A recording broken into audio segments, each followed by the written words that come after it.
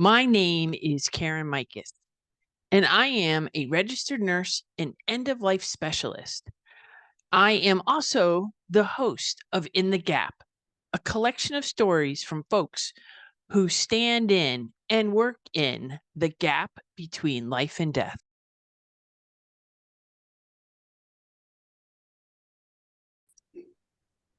Hello, everybody. Welcome to another episode of In the Gap. I am your host, Carin Mikos, and today my guest is Ann Wilmot Santana. I know Ann for almost 2 years now. We've worked together in a professional capacity as home health hospice supervisors, and I'm here to get the story, to get the scoop, to talk to somebody who has been in the business of nursing. What'd you say, 28 years, Ann? 28 years. Yeah. That's amazing. Thank you. Thank you. From one nurse to another. Thank you so much for the last 28 years of your life. Oh, thank you. I can't believe I stayed in it 28 years. And you said what, 10 years in hospice? 10 years in hospice, yes. What happened? What flipped the switch for traditional nursing over to hospice? So I have always wanted to be a hospice nurse. By accident, I was in nursing school many years ago, and we had a home health and hospice rotation. And I went with a hospice nurse for about a week, and it really changed what I envisioned for myself in nursing. I wanted at that point to be a hospice nurse, and God bless this woman. She was an older, crunchy nurse who had been around the block a few times, and she said, "Honey, don't do this when you first graduate. You need to have skills and assessment skills, and you're out on your own pretty much out there. So make sure that you get your nursing background settled, and then you could transfer over to hospice if that's what you want to do." And life got carried away with me for the first 15, 18 years of my nursing career. And then I decided, no time like the present, let me just do this. I was working as a assistant director of nursing and long-term care, and was online one day and said, if I don't do it now, I'll never do it. And I applied, and within a week I had a job as a hospice nurse. Wow. And happily ever after? Is And that happily ever after, yes. Yes. awesome? Share with us, what are some of the biggest or most common misconceptions of hospice? Morphine will kill your loved one is probably the biggest one. And I know you probably agree.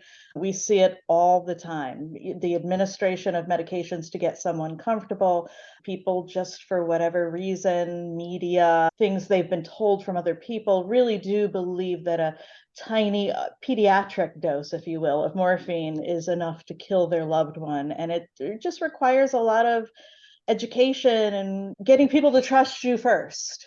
Because if you go into their house and they don't trust you, it's just not going to work. It's not going to work. Agreed. I totally get it. For the listeners, for the viewers, how does that happen? How do you walk into a house where there's somebody who is potentially dying? How do you get that family to trust you? I just talk to them like I would one of my own friends or family, and just allow them to talk, to say what they need to say, share any misconceptions, any issues, anxieties, problems. And I found that if you just sit down and listen to people, just sit there, not to do anything, no hands on, nothing, sit down and get to know the patient. And in hospice, our patient is also the family unit. You get to know the patient themselves, the family unit, whatever that might be, private caregivers, whomever. And if you get to know them a bit and they feel that you actually care about them and what we're going to make sure that we're giving the quality of life to the person who is the patient, and that we see them all as our patient and we actually care about them, they tend to open up. They do tend to open up, don't they? Yeah, they do. It's also been my experience that once you stop and just take a minute to listen, like really listen to what's going on and what people are dealing with, they'll tell you. They sure really will. They really will. Sure will. One way or the other, they will tell you. Yeah. So I want to just back up just a little bit and talk about morphine. I want to talk about how in hospice I was going to say how do we take care of pain? What is pain management in hospice, and why is there so much pain? So pain management in hospice runs the gamut. It's not just morphine. We use medications for neuropathic pain, which morphine doesn't work all that well on. We use quiet, touch, environmental, Reiki, massage. There's a lot of things that we do for pain that aren't morphine. So to get people to understand that you're not there to dose someone up and sedate them, and you find out their goals of care. Some people really, that's their preference. They want to be as comfortable as possible, and they don't care about their ability to interact with their family or people around them toward the end. And other people, their greatest wish is to stay as alert as possible. So you really have to understand that and just modify your treatment plan and dosages to accommodate what they want. Yeah, very interesting how, everybody thinks that morphine is the answer, yet morphine is only one of the answers, one of the pieces of the puzzle. Yeah, and when you look at a case, when you look back in retrospect from the day that you meet someone until the day that they pass, morphine is a tiny little piece of the puzzle, just tiny. There's so much more. There's other medications that help with symptoms. A lot of it is just education. If people know what to expect as someone starts to go toward transitioning and death, if people know what to expect, they're not as fearful. And that helps as well. So I would say that a good 80% of my job is education. Yeah, I think you made a couple of good touch points there with if people know what to expect. Like, that's so important. And it's not just about in hospice, you get the pamphlet with the little book in it. Oh, no. It's so much more than just, here, read this book, and this is what you can expect. And it's huge. Education is a huge part of it. Right. And on the front end and always ongoing, we need to educate ourselves as nurses before we go into this as a specialty. And we want people to feel comfortable with us and trust us. So we need to educate ourselves so that we can adequately educate other people. So then it's not a common way of thinking. Hospice, that is not a common way of thinking. It's not a spoken discussion at the dinner table. Hey, when I go on hospice, I want to. Right. So unless you are a hospice nurse, then you discuss it all the time at the dinner table. A lot of death and dying at the dinner table. Yeah.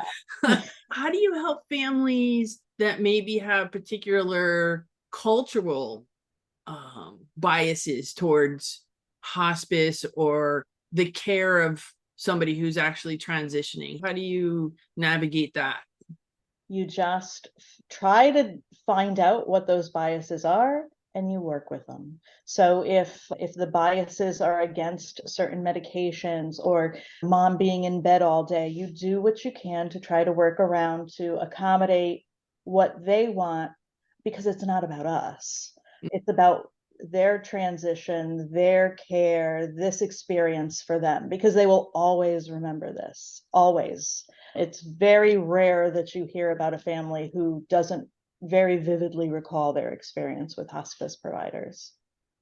Do you have a story that you could share that you vividly remember for yourself? Yeah, I actually had a really cool experience probably about 5 or 6 years ago. I was out with a student nurse. It was a student, I believe she was a student at Yale. She was in the baccalaureate program, and she went with me to go do a couple visits, and she was a very quiet, reserved young lady. And we went to the house of one of my very favorite patients and families, which is a enormous, raucous, loud house that housed 1, 2, 3, 4 generations of a family. It was a fairly large house, and there were several areas in it: an in-law apartment, the main living area. Then there were 2 other apartments off of near where the pool was. So you had this enormous family in there. And the patient was starting to transition, and she was just a lovely lady. She was just a doll. And I walk in, and my patient, who hadn't really been too lucid the past couple days, all of a sudden just snap, just came to. She asked me to sit her up. I helped to sit her up. And she started to call on members of her family. Where's this one? Where's my grandson? Where's my granddaughter? Where's my daughter? Where's my Wow. other daughter? And she wanted them all to come. So, of course, I'm on the phone calling all these people. Everybody's starting to filter into the house. And this poor nursing student was in the corner watching this whole thing, sobbing. Poor thing. And afterwards, she said, I don't know how anyone can do this. Like, this is horribly sad. And I'm like, no, this is great. Like, she's alert, she's awake, she's interacting with her family. They didn't think that they'd have this time. And it was just a really special day for her, for my patient, and especially for one of her granddaughters who Yeah. is on the spectrum and really hadn't felt very connected to her grandmother. And she had a really nice experience with her. Yeah, it was a memorable experience. And the girl, of course, the student nurse came out and she says, I can't wait to go back and tell my Ah, instructor all about this. I can't believe that people do hospice. that's awesome. Oh, and all And I could how, think about was my experience as a student nurse, going out to see the hospice patient. And it's funny how it turns all around. right. It always does. And how long after that did that patient pass? About 3 or 4 days. She held on a little bit longer than we thought she would. She was relatively young. She was in her early 70s, and she had been diagnosed really recently. The cancer was very aggressive, and she just held on. She was worried about her husband. She was worried about her grandkids, but she was a very special lady. She was a great lady. That's great. That's awesome. Thank you for sharing that with us. What other practices or rituals have you seen? I've always been one of those people that open the window Mhm. in the room of somebody who is transitioning to either let the spirit in or let some visitors in or however. Yeah. Yeah, that it really depends on the family. Some families, I liken it to an Irish wake before the patient dies. Everybody sits around the bedside and they have some drinks and they tell really hysterical stories about fun stuff they remember about the person who's in the bed with them. And they, even though the patient isn't responding back, we know they can probably hear. And they just have a great time. And other families are it's a more of a sacred experience. Mhm. They strictly control who could come in, who can come out, how long people can stay there, the music, the aromatherapy, everything is planned. And I usually find that with the younger patients, feel like they want more control of their dying experience, and that's how they do it. They Singer. make their own obituaries. They decide what music they want played and who they want there with them. It can be very different patient to patient. It's just all about just finding the culture of the family that you're with and just easing them into whatever works for them as a family. Yeah. Yeah. What about those families that are already fighting or some kind of Oh, discord going on? And then there's an event like this. It's been my experience that this just heightens everything. it And if there's does. any And they want you to fractures, play many times the intermediary, which is difficult because I'm not part of the family and I shouldn't be the intermediary. This brings up really difficult feelings for families. And many times any fractured relationships are heightened at the time of death or close to that. We've had police officers have to escort mm, family members in for to say goodbye to family members, and it can get really rough. Everybody, especially me, when I first went to hospice, I thought it was just going to be this kumbaya, everybody loves one another, we're just going to have these magical experiences, and that is not how it's been. Sometimes we get them, Everybody's idea of a magical experience is a little bit different. And yeah, we have some really, I've seen fist fights. You just try to manage your surroundings and what's going on and try to keep everybody as focused on the person who's dying as possible. And sometimes that's really difficult when you have warring siblings and mom's passing and they can't get past their own stuff to just be able to figure out a schedule to sit and come spend time without having to see the sibling. Yeah. It's incredible how the human condition end of life really flares with all its glory. It really does. It really does, because it brings up, think about it, death, a lot of times it's fractured family relationships. There's money involved many times, and people get very aggressive over financial stuff. And yeah, it can be a difficult time. And I think that trying to manage that and downplay a lot of that negativity and try to keep it out of the room as much as possible is really just the key to trying to get through it. Yeah.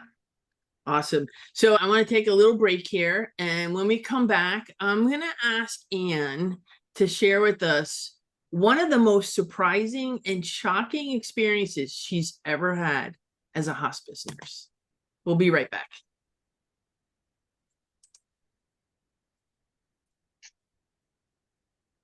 Okay, welcome back, everybody. I know you're on the edge of your seats.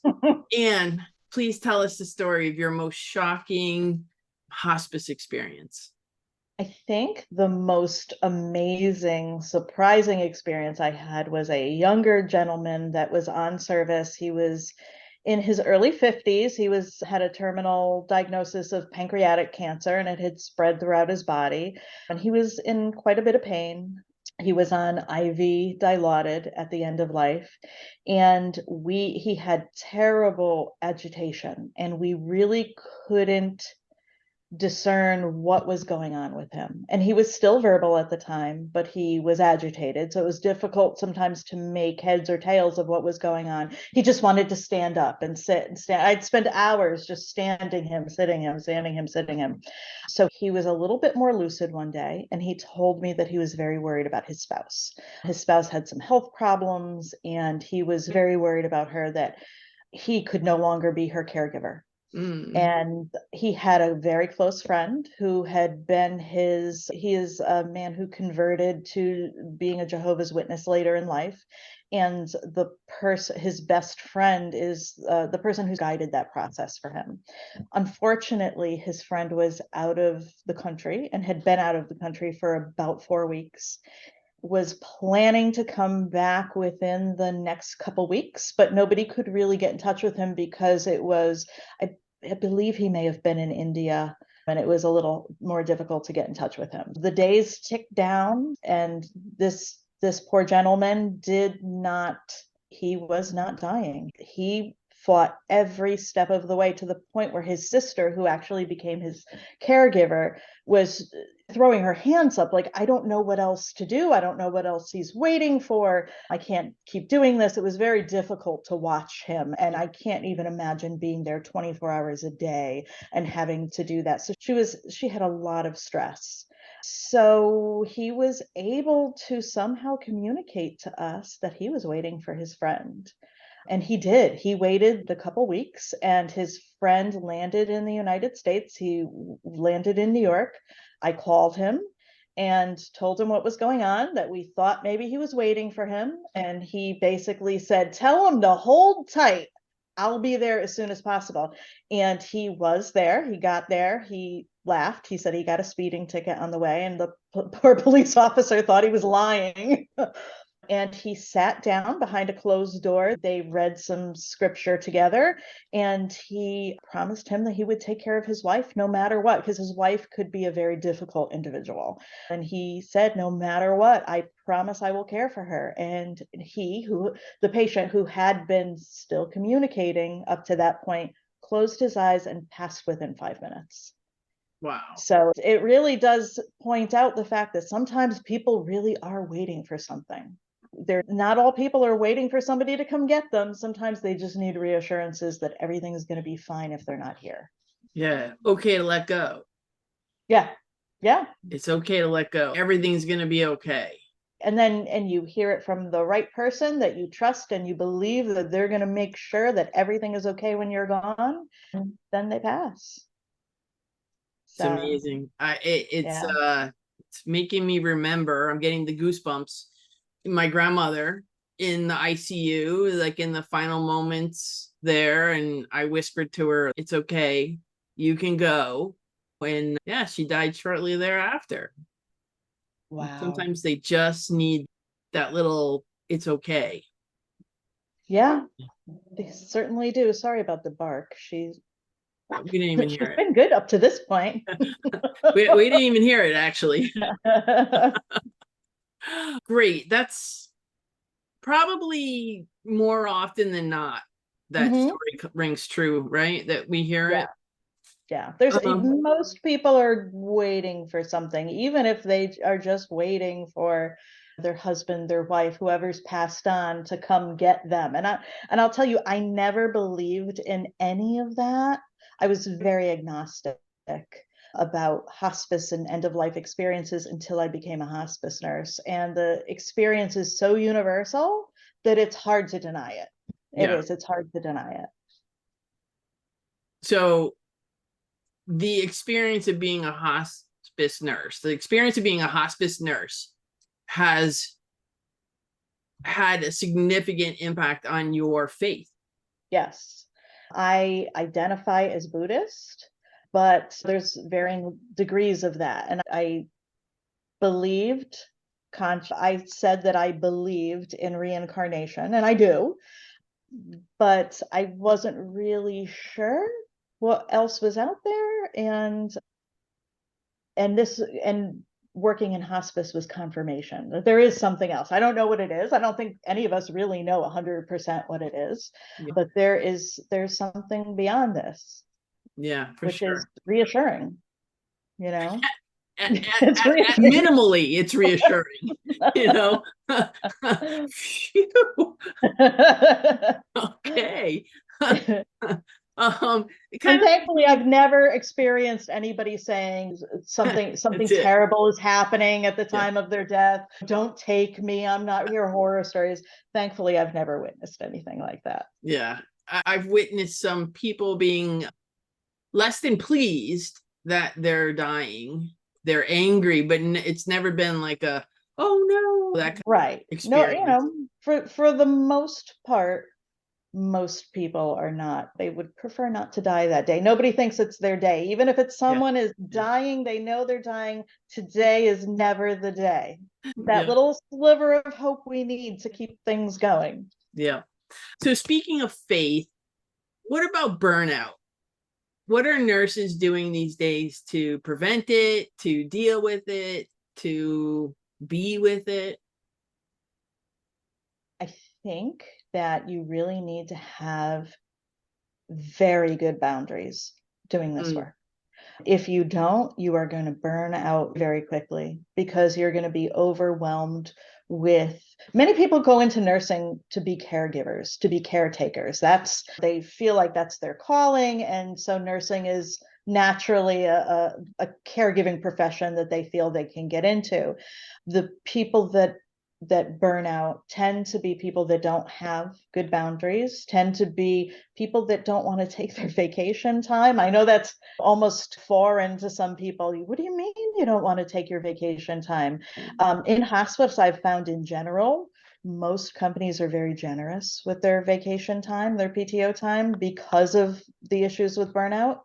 So those people that are able to keep up boundaries and realize that it's not all about them, it's about the patient. And sometimes you can let somebody else see your patient. You don't yeah, have to be everything to everyone.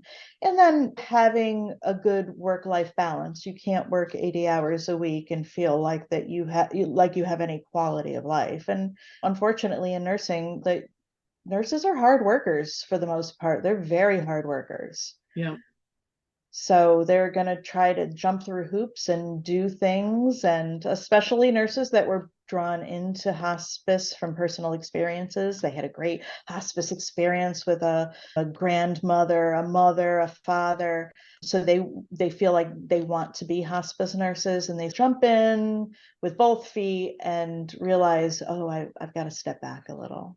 Yeah. So it's all really about self-care and, as I said, boundaries, making sure that you are not the be all and end all for every patient on your roster. Yeah, I think that's a hard lesson to learn, hospice or not. I think for all nurses, I know that I've suffered from that my entire career.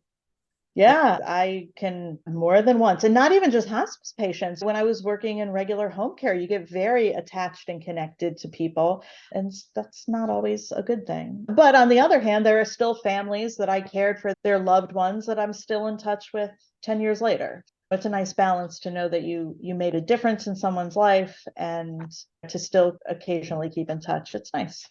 It is nice. It's like any other kind of relationship that you have in your life with some of these patients. You form a relationship with them. Yeah.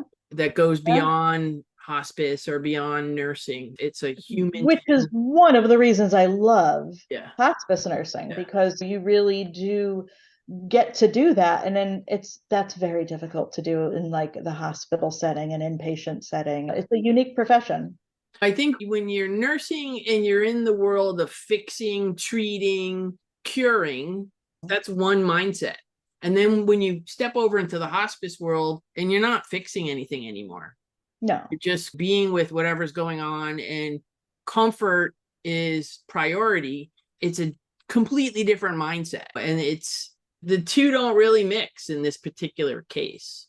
No, they don't. They really don't. We're more looking at good days and experiences and things like that rather than trying to cure.